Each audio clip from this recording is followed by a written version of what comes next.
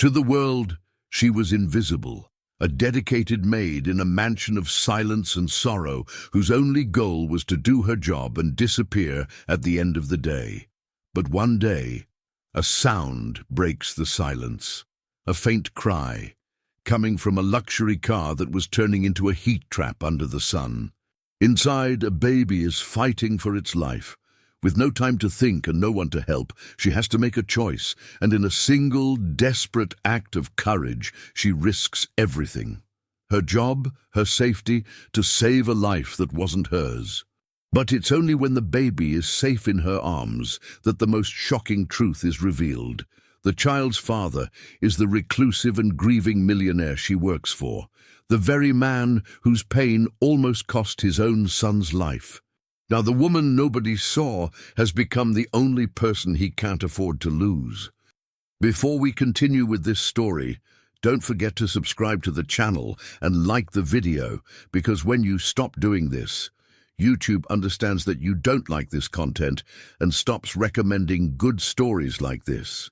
Oh, and don't forget to comment below where you're watching us from. We love to know that. Ana moved through the Montero mansion like a wraith, a practitioner of the art of invisibility. Her existence was a series of silent, methodical tasks designed to impose order on a house that had lost its soul. For the 6 months since the mistress's death, the palace of marble and glass had become a mausoleum, its vast spaces echoing not with sound, but with an oppressive, suffocating silence. This silence was the domain of her employer, Senor Arthur, a man hollowed out by grief, and Ana's primary rule was to never disturb it. She was a ghost who polished surfaces, folded linens, and erased her own footprints, ensuring that the widower could navigate his ossified sorrow without the intrusion of another living presence. Her routine was a shield, for herself as much as for him.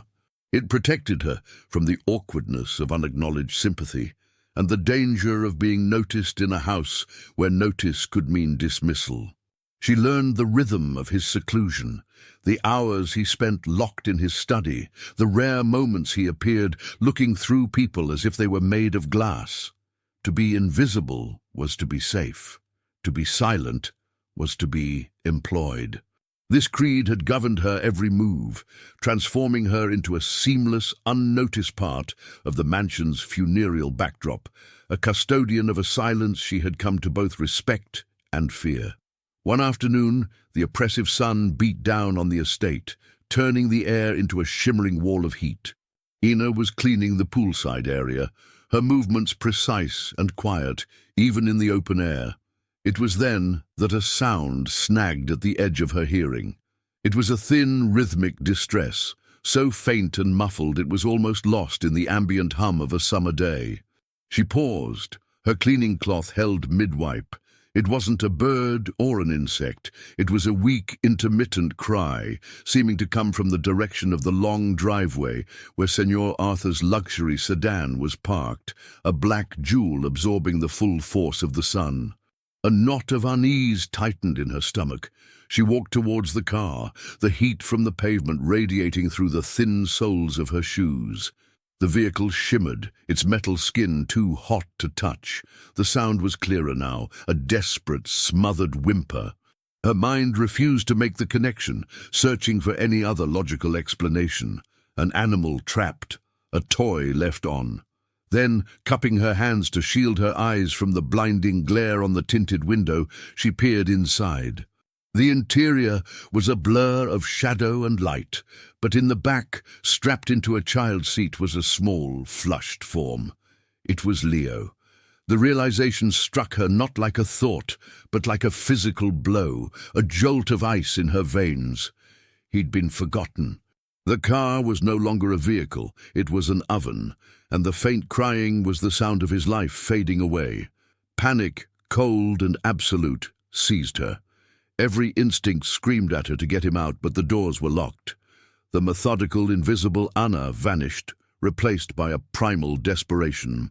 There was no time to run back to the house, to find the housekeeper, to search for Senor Arthur in his haze of grief, to ask for a key that might take fatal minutes to locate. The sun was relentless, and the baby's cries were growing weaker, a fragile thread about to snap. Her eyes darted around the manicured garden, searching for a tool, a weapon. Her gaze landed on a heavy decorative piece of granite bordering a flower bed. Without a second thought, she heaved the stone, its weight straining her arms. The first rule, be invisible, was shattered along with her hesitation. She swung it with all her might against the passenger side window. The impact was a violent percussion, a sacrilegious explosion in the sacred quiet. The tempered glass resisted for a moment before fracturing into 1,000 glittering cubes. A fiery sting shot up her arm as a shard sliced deep into the flesh of her hand, but she barely registered the pain or the blood that welled up instantly. Her entire being was focused on one thing, the small, limp body inside. She reached through the jagged opening, her cut hand brushing against more glass as she fumbled with the complex buckle of the car seat. Finally, it clicked open.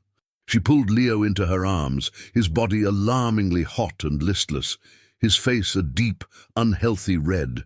He was barely conscious, his breathing shallow, a soft, almost inaudible rattle in his chest.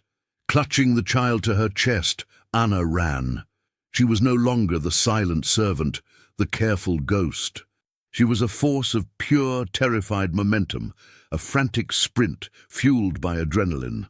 Her bare feet slapped against the hot stone of the patio, leaving a smeared trail of her own blood.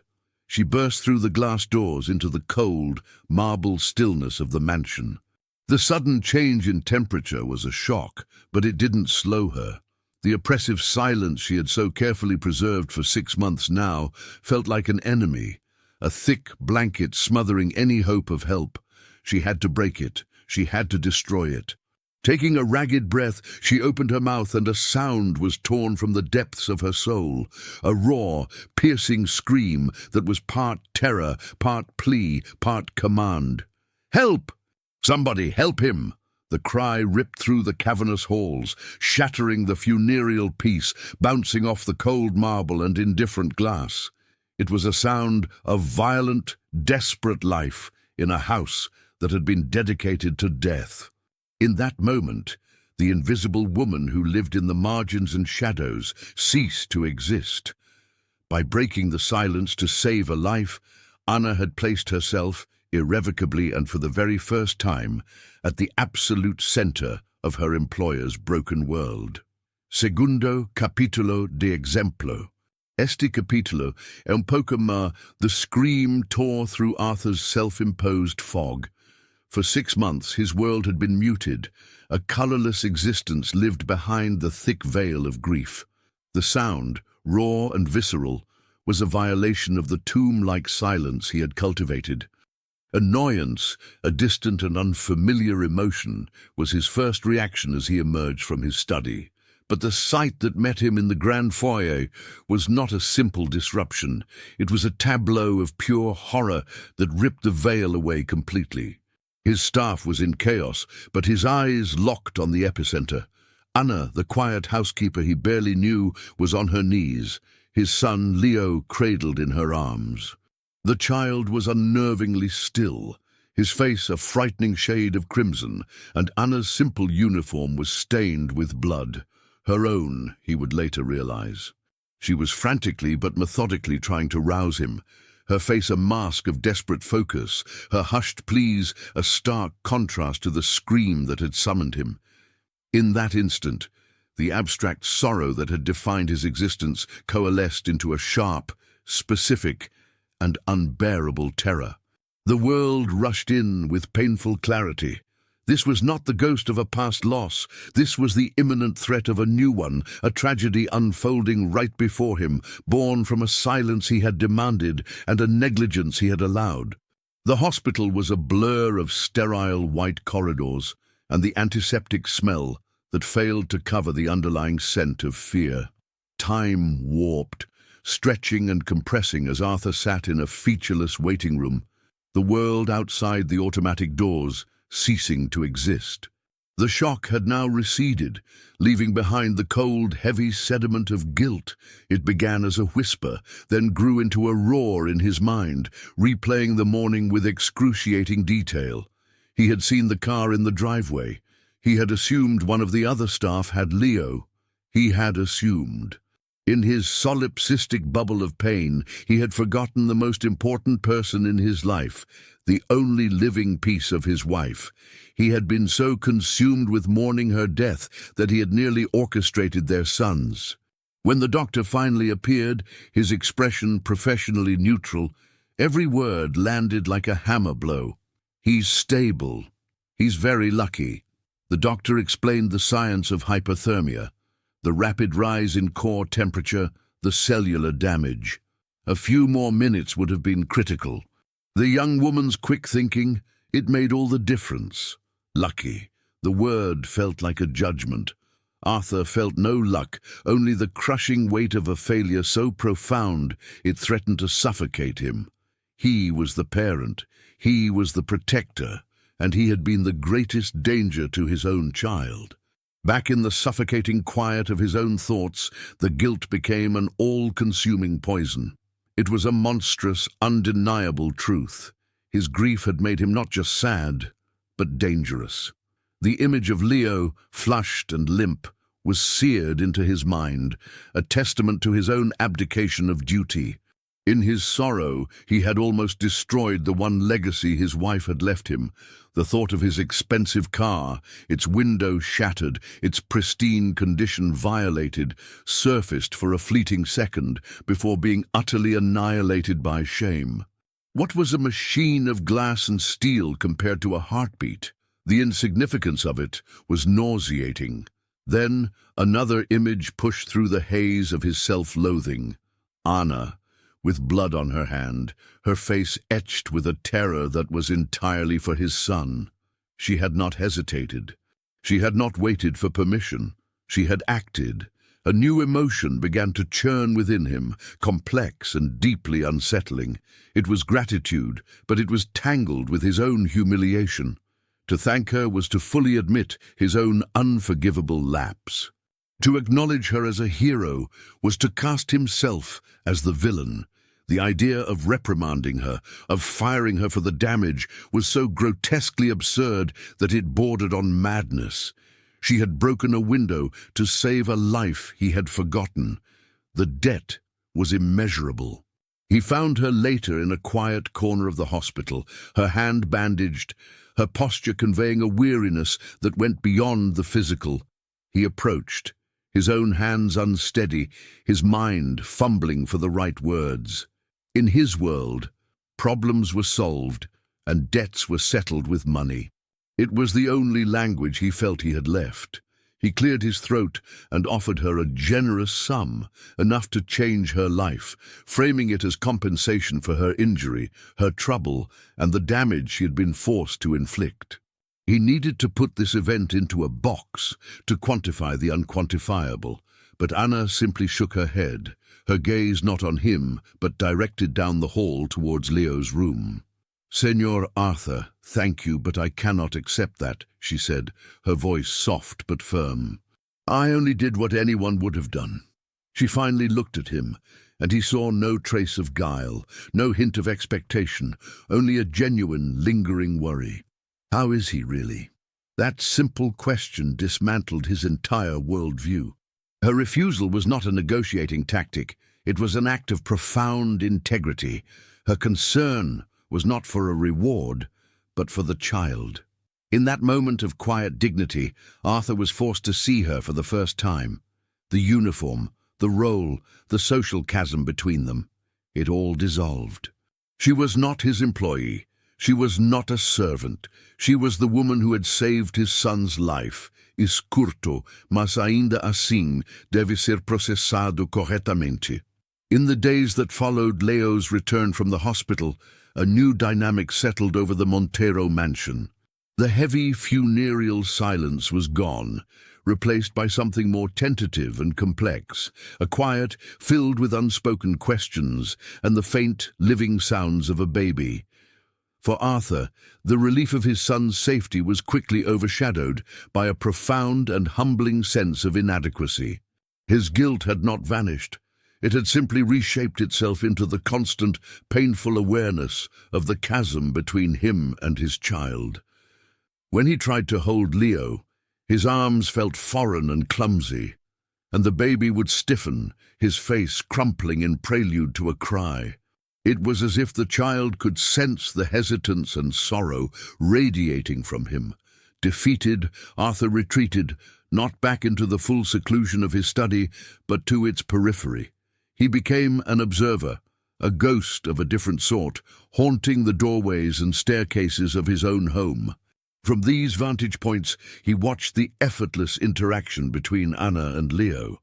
He saw a natural, fluid dance of connection that he could only witness, never join. The sight was a source of both solace and a quiet, aching pain.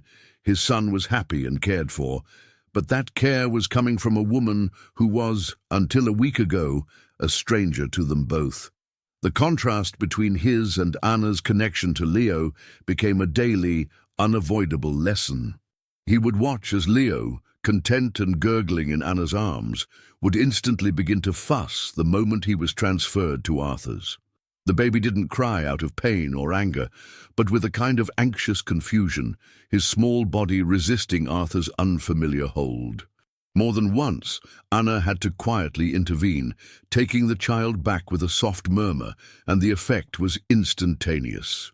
Leo would melt into her embrace, his tense little body relaxing as a gurgle of contentment replaced his whimper. A genuine smile would light up his face, a smile Arthur had never personally elicited. Her role in the house had irrevocably shifted. She still performed her duties, but her primary function, by unspoken agreement, was now Leo. She moved with an intuitive grace, her work punctuated by moments of pure, focused care. She would sing soft lullabies to the baby, simple melodies she later mentioned her grandmother had taught her, her voice a gentle balm in the quiet rooms. She seemed to have a preternatural understanding of his needs, arriving with a bottle moments before a hunger cry could begin, or gently rocking him just as a restless sleep threatened to end. For Arthur, watching this was like seeing a masterpiece being painted in a language of care he could not speak. Slowly, almost imperceptibly, Arthur's own routines began to change. The study, once his refuge from the world, started to feel like a cage. He found himself gravitating towards the spaces Leo and Anna occupied. He would bring a financial report or a book into the main living room, settling into an armchair with the pretense of work. But the words on the page would blur, his attention invariably drifting to the scene on the floor where Anna was encouraging Leo to grasp a soft toy, her voice a low, encouraging murmur. He rarely spoke. His presence was a constant, silent entity in the room, a planet drawn into the orbit of their quiet warmth. At first, it made the atmosphere tense, an awkward acknowledgement of the shifting hierarchies and unspoken emotions. Anna continued her work with a professional calm, though she was surely aware of his unblinking observation. For Arthur, however, this passive presence was a monumental step. He was choosing to be near his son, choosing to witness his life instead of hiding from it. He was learning not by doing, but by watching the only expert available to him, a silent apprentice studying a master at her craft. The fragile silence that separated them was finally broken not by an emotional confession, but by a simple, desperate question. Leo had made a particular bleating sound, one that sounded to Arthur like all the others, but Anna immediately began preparing a bottle. Arthur, unable to contain his curiosity and his feeling of utter helplessness, heard himself speak. "How did you know?" he asked, his voice sounding rusty from disuse. Anna looked up, momentarily surprised by the direct address, but answered without hesitation. "That is his 'I'm getting hungry' cry. It's sharper than his 'I'm tired' cry, which is more of a whine." She explained the subtle differences with the simple clarity of a teacher, offering him a key to a language he had thought indecipherable. This small exchange was the first plank laid in the construction of a fragile bridge between them. He began to ask more questions. Why does he rub his eyes like that? What story are you telling him? He was learning to decipher the small, vital signals of his own son through her. It was through these brief, practical conversations, all centered on the small child who was the focus of both their worlds, that a new, tentative connection was formed, an invisible tie binding three broken people together. The fragile bridge between Arthur and Anna began to solidify into something more tangible, and the household atmosphere shifted around it. Arthur's presence in the common areas was no longer a silent, awkward intrusion, but an expected part of the daily rhythm. His questions about Leo evolved from simple mechanics to shared observations, creating a small, exclusive bubble around the three of them. This evolving intimacy did not go unnoticed. Among the other staff, a current of discomfort began to flow. They operated on a clear and rigid set of rules that Anna's new, undefined role seemed to violate. Whispers followed her down hallways, and conversations would hush when she entered a room. The hierarchy had been disturbed, and the resulting uncertainty bred resentment and suspicion. But this quiet staff disapproval was a minor tremor compared to the seismic disruption caused by the increasingly frequent visits of Eleanor, Arthur's mother-in-law. A woman forged from iron and propriety, Eleanor moved through the mansion not as a guest, but as an inspector general, her sharp eyes missing nothing. She saw the new dynamic not as a sign of healing, but as a dangerous deviation from the norm, a stain upon her late daughter's legacy. Eleanor's grief was a weapon, and she wielded it with surgical precision. In her eyes, Arthur was culpable, first for failing to prevent her daughter's unhappiness, which she had always perceived, and now for the near-fatal neglect of her grandson. Her visits became a campaign to reassert control, and Anna was her primary target. She never confronted the situation directly. Her attacks were a series of carefully aimed barbs, delivered with a veneer of well-intentioned concern. "It's remarkable how attached Leo has become to the help," she would comment to Arthur, the word help laced with condescension. "But one must be careful. It is hardly appropriate for a simple employee to be so essential." Her insinuations were relentless, planting seeds of doubt in the fertile ground of Arthur's guilt. A girl like that, from her background, they are taught to spot an opportunity. "You are a wealthy, vulnerable man, Arthur. You must see how this looks." She painted Anna's genuine affection as a calculated performance, a strategic maneuver by an ambitious servant to secure a permanent and far more lucrative position in the household. Every gentle act Arthur had witnessed was reframed through Eleanor's cynical lens as a step in a quiet, insidious takeover. Arthur tried to dismiss her words, clinging to his own direct experience of Anna's character, her quiet dignity, her refusal of his money, her unwavering focus on Leo's well-being. But Eleanor's poison was potent. It tapped into the very foundations of his upbringing, the unspoken rules of class and station that had governed his life. A sliver of doubt, unwelcome and deeply shameful, began to take root. Was his gratitude making him naive? As the sole guardian of his son and the vast Montero estate, did he not have a responsibility to be certain, to eliminate any potential threat, no matter how unlikely it seemed?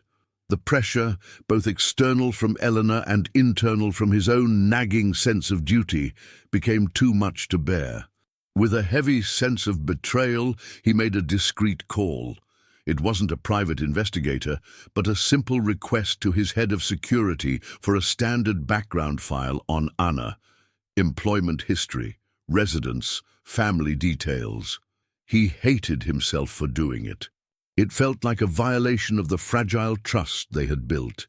He fully expected and sincerely hoped that the file would be mundane and brief, proving Eleanor's suspicions to be nothing more than the bitter ramblings of a grieving mother. The slim folder arrived the next day.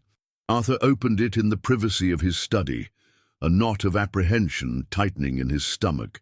The first few pages were exactly as he'd expected. Previous jobs as a cleaner, a cook's assistant, all short-term positions. Then he came to her listed address and next of kin. The name was her mother's, and the address was not some distant village, but one he knew intimately. Number 14, Estate Cottages. It was the small, long-disused groundskeeper's house at the far edge of his own property. In an instant, everything clicked into place with blinding clarity. Her long hours, her exhaustion, her desperate need for this job, and most tellingly, her secrecy. She had been housing her sick mother on his property without his knowledge, a fireable offense she could not risk revealing. He understood immediately that she hadn't kept this secret out of deceit, but out of fear. It was an act of desperation born from love and a profound sense of responsibility. The revelation didn't just dismantle Eleanor's cynical narrative, it vaporized it. The image he had of Anna was instantly and completely redrawn. She was not a clever opportunist seeking to advance her station. She was a daughter, carrying the immense, silent weight of caring for a sick parent while working tirelessly to build a life. The depth of her character, the true measure of her quiet strength was laid bare, and Arthur was filled with a sense of awe that dwarfed everything he had felt before.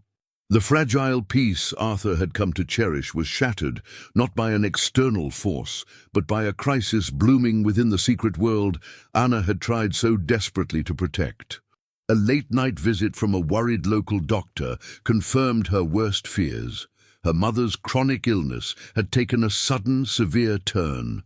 The doctor spoke of new, aggressive treatments, specialized care, and a list of medications with costs that were staggering and utterly unsustainable on her salary. The numbers he presented were not just figures, they were a wall she could not climb. Desperation, cold and sharp, settled upon her. She spent the night staring at the ceiling of her small room, the weight of an impossible choice pressing down on her. Her mind kept returning to an old job offer she had once dismissed, a position as a live-in caregiver for a wealthy family in another city. The salary was significantly higher, and it came with health benefits that could be extended to a dependent. It was a lifeline. But grasping it meant letting go of everything she had here. It meant leaving Leo. The thought was a physical pain, a tearing sensation in her chest. She had come to love the little boy not as a charge, but as her own, and the bond they shared felt as real and vital as any blood tie. The choice was a cruel one, her mother's health in exchange for her own heart. The next morning, she approached Arthur as he was having his coffee, her composure a thin, brittle mask over the turmoil beneath. He immediately sensed the change in her. The quiet, steady presence he relied on was replaced by a visible strain. She stood before him, twisting her hands, and spoke in a low, formal tone that felt alien between them now. "Senor Arthur, I am sorry to inform you, but I must give my notice. I have to accept another position." The words struck Arthur with the force of a physical blow. It was completely unexpected, a sudden and violent tremor that threatened to bring his entire, newly reconstructed world crashing down. He stared at her, trying to process the information. Leave? The concept seemed impossible. In his mind, she had become a permanent fixture, as essential to the house as the foundation itself. He felt a sudden, gaping void open up inside him, the same cold emptiness that had haunted him after his wife's death. He realized with a shocking clarity that the fragile structure of his new life, his tentative steps into fatherhood, the slow return of light and warmth to the mansion's halls, his own gradual healing, was built entirely around her.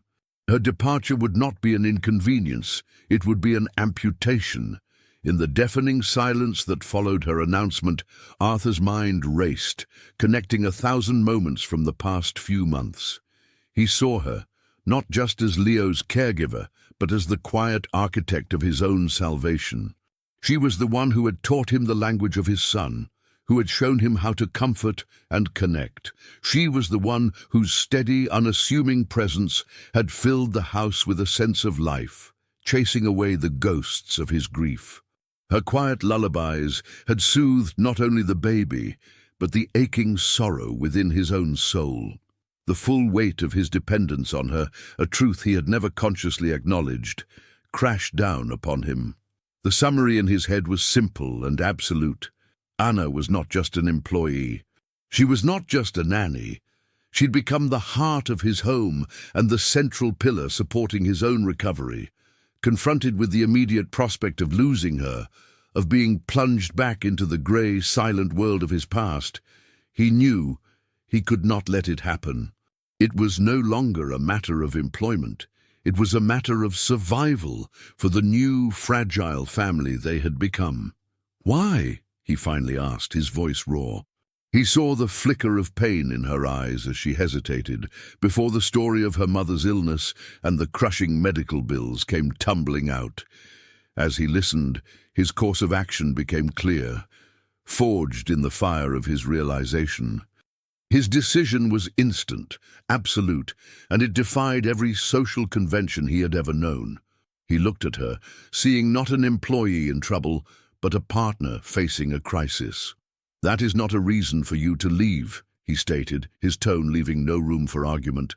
"I will cover it. All of it. Whatever your mother needs, for as long as she needs it, that is not a problem." He saw the shock and disbelief on her face and held up a hand to stop her protest. "But this isn't a transaction. I'm not doing this to keep you as my employee." He took a step closer, his gaze direct and filled with an intensity that transcended their former relationship. "I'm asking you to stay, Anna, not as a housekeeper or a nanny, but as an essential part of our lives, of this family. Leo needs you, and I need you." It was not a declaration of romance, but something far more profound, a plea, an offer, and a choice to build a future on a foundation of gratitude and love, shattering old rules to protect a new and precious reality. Months later, the Montero mansion was a place reborn. Its very air changed. The oppressive silence that had once defined it was now a distant memory, replaced by the vibrant, easy sounds of a home truly lived in. Laughter now echoed in the halls where grief had once festered, and the dominant sound was often the happy babble of a thriving toddler. The most significant symbol of this transformation resided in the comfortable guest cottage near the rose garden. Enna's mother, benefiting from the consistent and excellent medical care Arthur had arranged without a second thought, was in a steady state of recovery. The constant gnawing worry that had been Anna's silent companion for years had finally been lifted, allowing a lightness to return to her spirit.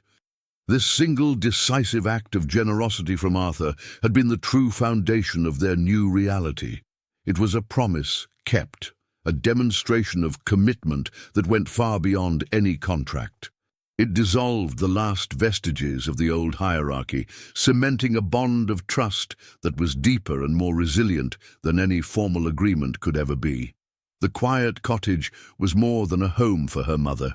It was a daily testament to the new, compassionate world they were building together. Enna no longer wore a uniform. The simple act of dressing in her own clothes each morning was a quiet declaration of her new place in the household. The stark blues and greys of service had been replaced by soft, comfortable fabrics that reflected her own personality, allowing her to move through the home not as staff, but as herself. Her presence was no longer peripheral or invisible. It was central. She was a confident and equal partner in the daily decisions of the house. Her opinion on everything from meal plans to Leo's play schedule sought and valued by Arthur. The remaining staff, following their employer's unambiguous lead, had adapted to this new reality. The whispers and sidelong glances had been replaced by a genuine and respectful warmth. They treated her not as a supervisor who had risen above her station, but as a cherished member of the family itself. The relationship between her and Arthur had settled into a rhythm of easy familiarity. They were partners, confidants, and co-parents, their interactions marked by an unspoken understanding and a deep, abiding trust that had been forged in crisis and tempered in the quiet days that followed. The most profound transformation, however, was in Arthur. The haunted, reclusive man who had walked through his life like a ghost was gone, replaced by a father who was present, engaged, and deeply affectionate.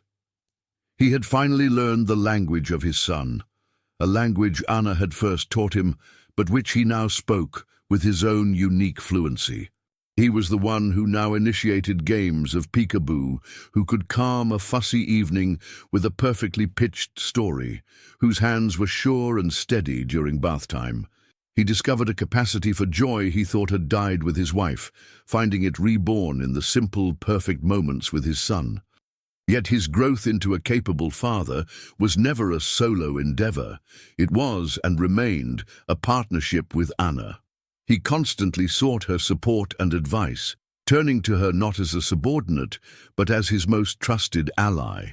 Their shared goal of raising Leo had woven their lives together so tightly that it was impossible to imagine one without the other.